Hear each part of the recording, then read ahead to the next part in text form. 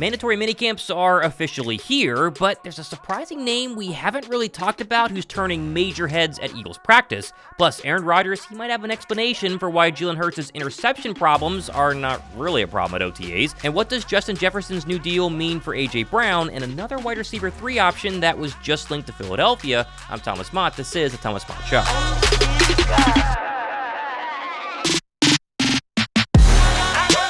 I think the best part about the Eagles' entire offseason has to be watching the wins continue to pile up, even when the Birds, technically today, didn't really do anything. For instance, just a few hours ago, the Minnesota Vikings made Justin Jefferson the highest paid wide receiver and actually the highest paid non-quarterback in the entire NFL by giving him a 4-year, $140 million contract with $110 million in guaranteed money.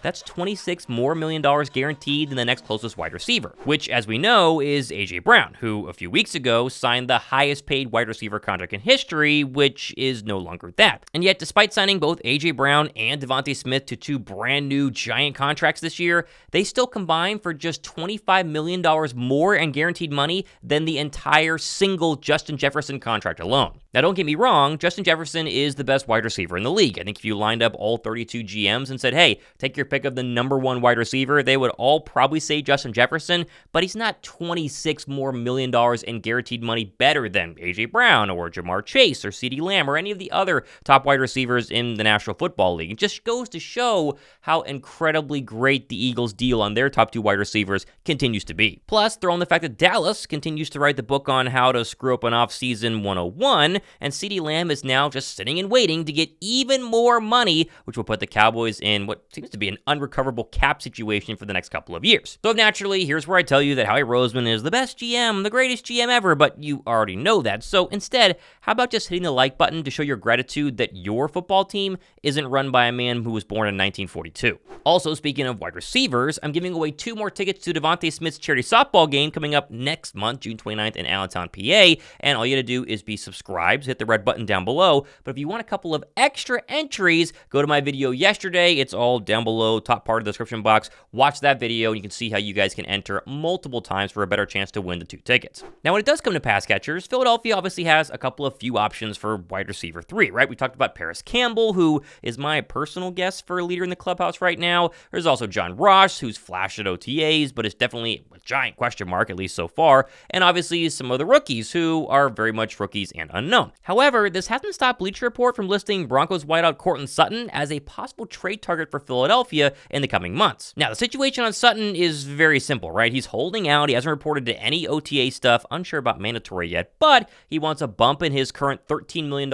base salary, which led ESPN's Jeremy Fowler to announce yesterday that teams have been calling Denver about Sutton, saying, quote, Courtland Sutton, this is a unique situation because they clearly want him there at his salary at about $13.6 million he's due in cash. He wants a little bit of a sweetener. They haven't done that yet, although I think they may be open to doing that down the road. They have gotten trade inquiries on Sutton. They've rebuffed those up to this point. Will that change? We'll see if maybe there's an enticing offer closer to camp. But after just telling you that the Eagles have invested $135 million in guaranteed money into not 1 but 2 wide receivers, do you really want to add $15 to $20 million on top of that for a guy in Courtland Sutton? Like, the one issue with the Eagles offense that I can foresee happening in the next couple of months is that there are too many mouths to feed, which, again, is not really an issue. It's more of like a luxury because most teams don't even have 1 mouth to feed. But still, you have to be careful with adding 1 too many weapons. Remember, Saquon Barkley is going to be needing touches. A.J. Brown, Devontae Smith, they need touches. Oh, and there's a guy named Dallas Goedert who got very few touches last year who definitely needs the football across the middle of the field in Kellen Moore's offense. So basically, I'm out on Courtland Sutton unless we get to training camp and it's like, oh, Paris Campbell can't win the wide receiver 3 job. The rookies aren't ready. John Ross is not going to make it. Then, if you're desperate and Denver wants to get rid of him and doesn't want to pay him, sure, give a phone call to Denver. Perhaps, though, there is someone who could help in the pass-catching category already on the Birds roster that no one has talked about over the past couple of OTA practices, and that is the recently signed tight end E.J. Jenkins from the New York Jets. Now, I almost have forgotten Jenkins was signed by Philadelphia this offseason, but then whenever I interviewed Brandon Lee Gowton on my show on Sunday, he mentioned one player who no one said anything about, basically, but has definitely stood out the past couple of practices being, guess who, E.J. Jenkins. Yeah, here's a deep cut for you. E.J. Jenkins, who was actually, I believe, on the practice practice squad, I know, for a little bit last year. But this is the kind of thing, like, last year we saw Christian Ellis flash here. Sometimes, you see a player like that in OTAs and they're like, okay, interesting. And I don't think it's worthless because it kind of gives you a little bit of an extra something to watch out for in training camp. It kind of builds a base of knowledge here. It's like, okay, I'm going to keep an eye on that guy and see if he can actually build on this. Yeah, EJ Jenkins, I thought, has looked kind of intriguing. He made a really nice catch in practice last week in stride. And on Thursday, he had 2 grabs where one of them was a Tanner McKee throw over the middle. It was a bit high, but he's 6'6". He went up there and got it. And that drew praise from his teammates. They really liked that from the sideline. And then he also had another catch along the left sideline from Kenny Pickett where it was a back shoulder throw. I thought he did a nice job of kind of uncovering himself, staying with the ball, being in sync with the quarterback there and making the catch right along the sideline, staying in bounds. So, Eagles already have their top tight end in Dallas Goedert, but we don't necessarily know who the backups are going to be behind him. So if EJ Jenkins can continue to flash, I think he could be an option there. I think he's shown me more than I've really seen out of someone like Grant Calcaterra here for a bit.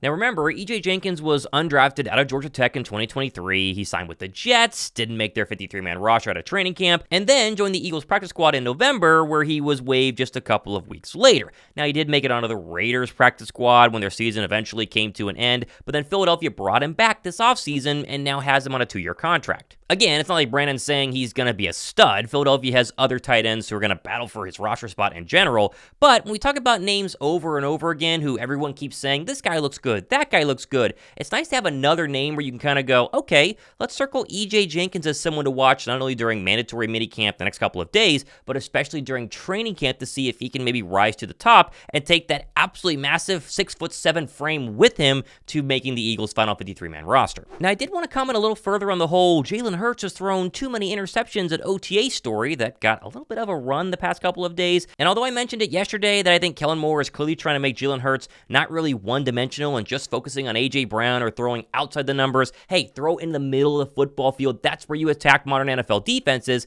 I think adding a little further context about goals during OTAs is important and should help the Hurts doubters who are few and far between but still pop up in my comment section every now and then. Do we remember that Aaron Rodgers has famously said multiple times that he's intentionally more careless with the football during off-season practices? Like he said when he was a Packer, quote, that's what camp is all about, sorting those things out, seeing who's going to be sticking around for the season and who's going to be looking for a job. You have to show it in practice in order for me to feel comfortable making throws in the game. That's what it's all about. You make some of these throws and see how the guys respond. Now, Aaron Rodgers and Jalen Hurts are not the same person. Not like they're talking about, hey, do this in OTAs, do that in OTAs, but it's extremely likely that Hurts is trying to force the football not only to help himself grow by throwing it across the middle, but also helping Kellen Moore figure out who these young wide receivers are and who should actually go ahead and make the Eagles roster. Plus, Devontae Smith wasn't at OTAs the past couple of weeks, and so the ability to spread the football around becomes a lot more likely when he's back, especially tomorrow, whenever mandatory minicamp starts. Now, we can't make excuses for Jalen Hurts. I think people get tired of, a quarterback, he struggles, and yet the fan base sits back and goes, he's perfect, he's fine, don't worry about it. And there were plenty of instances last year, the Jets game, for instance, where Jalen Hurts just wasn't reading the football field well and didn't make good decisions and turned the ball over one too many times. Yes, but again, and most of you guys are on the same page with this, but it's for the one or two who still comment down below that Hurts is going to struggle and he's the problem and blah, blah, blah. It's OTAs. Let's wait till actual NFL games and see if Hurts continues to throw interceptions, because if you remember, in 2022, this was not a problem at all, and one of the main reasons why Philadelphia's offense was so darn dangerous. Now, Jalen Hurts' quarterback coach told the media today, along with a bunch of other assistants, that despite the new offense, Jalen's been attacking it at a crazy high level. Well, I think that, the one thing that's impressed me, about him is, and I'd heard this before, but extremely hard worker, very diligent in how he prepares. It's important for him to understand the details of everything we're doing. He's going to ask all the right questions. It's really been a fun process to date. Jalen is, like I said before, he comes in every day and is very focused, very driven. He wants to have all the answers. So he spends a lot of time. We spend a lot of time talking about the intricacies. And like I say, it's early, so we're still evolving and developing a lot of things. So, just impressed by the way he wants to have all the answers. Now, Hurts also got a new offensive lineman today when the Birds went out and signed veteran backup guard Max Scharping to the roster, who, if you don't recognize the name, was a Texans second-round draft pick in 2019, where he started 35 of 50 games he played for the team over his first 3 seasons. The Bengals claimed him off waivers in 2022, and he played 31 games in the regular season over the last 2 years. He did not start any of those games, but did make 3 playoff starts in place of Alex Kappa in the 2022 postseason. Now, despite this signing, Tyler Steen will still be the leader in the clubhouse for the right guard spot, and his offensive line coach, the legend Jeff Stoutland, told the media today during his press conference that Steen's been extremely impressive in terms of his growth from year 1 to year 2. Right now, he's on the track to be, I really like what he's doing. I really like his stuff. I know, again, it's individual stuff, but it's, we demand, quickness, effort, straining. I've seen a definite improvement in his strength and his power and his quickness, his ability to play with low hips. I thought he played high last year.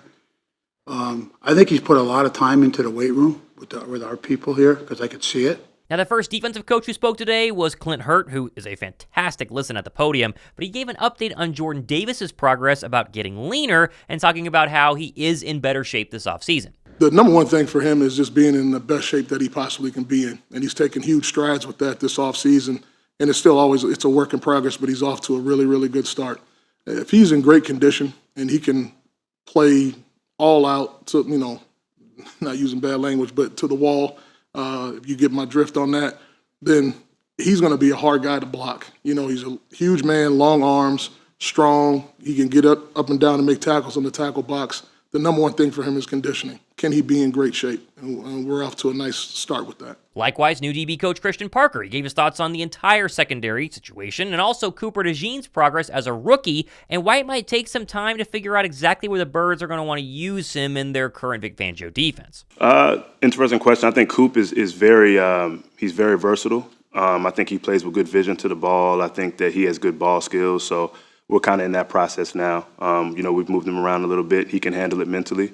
And I think as we move on through this phase right now and going into training camp, then he'll have a home. But he's playing corner, he's playing nickel. He's handling those things well, and we'll continue to put more on his plate and see how he handles it. Next, linebacker coach Bobby King was asked about how Devin White looks, but also what we can actually garner from the linebacker starting rotation between Zack Baun and Nakobe Dean and the rest of the linebackers during what has been a very, very quick OTA period. It's been good. He's an explosive player. I've from afar over the 5 years of his career, I've been a fan of his. He's been a productive player, and so far so good with Devin. Well, right now it's passing camp. Everybody's in pajamas, so just trying to to utilize the best we can do with him right now and get the coverage working, see if he can do it. So far so good. And also, Christian Parker was asked about the whole James Bradberry situation and basically admitted that he's been talking to Bradberry. Bradberry's been in meetings via Zoom. This, to me, says James Bradberry is going to be there tomorrow. I've seen him a good amount. And even the a couple of days that he hasn't been here, he's communicated. We've talked on Zoom or on the phone. I think he's very motivated. James is a real professional. He's played in this league long enough that he understands what comes with playing the corner position in the NFL. So he's had a great mentality. He's worked hard. He's learning the defense just like everybody else, and we're looking forward to seeing what he does this year. Now, regardless, we're going to cover it tomorrow. Make sure to go ahead and subscribe. But the next 3 days are mandatory. It's going to be fascinating to see everybody there. Lane Johnson, Devontae Smith, James Bradberry, Josh Sweat. People who missed the first couple of OTA practices are actually going to have to be there. Plus, the media gets to watch all 3 practices. We get video footage. We get updates. We have a full show tomorrow, Wednesday, Thursday, Friday, the rest of the week. Make sure you guys go ahead and subscribe. A longer show, but a lot to break down today. I'm Thomas Mott. This has been the Thomas Mott Show.